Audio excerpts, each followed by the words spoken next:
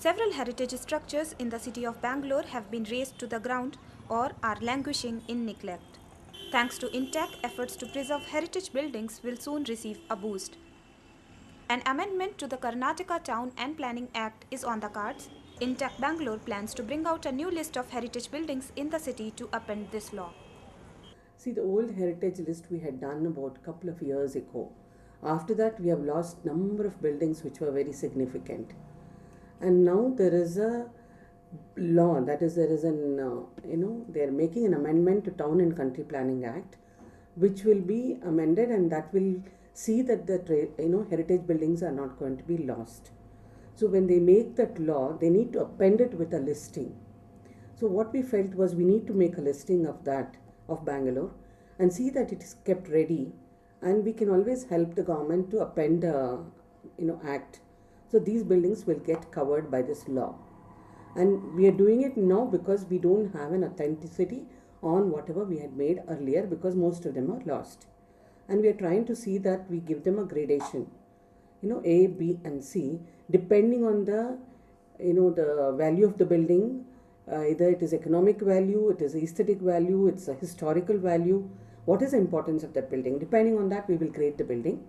So that according to that, when the government appends it, they can give them the TDRs. And they can also have that, how much they can change, how much they can intervene in these buildings. All that depends on the gradation. Sadly, many of the heritage structures that have already been demolished will not be part of the new list. Most of them which have retained and still existing are the places of worship, which because people patronage, those buildings have not gone away. The other kind of buildings have been lost because they didn't have any such significance. Residences have gone because because of the urbanization and the land values going up, the revenues which are lucrative for people to demolish the old building and construct new. That's how the old bungalows have gone. Let's find out what can qualify as heritage buildings. One is the heritage building is always considered as a heritage building once it's crossed 100 years.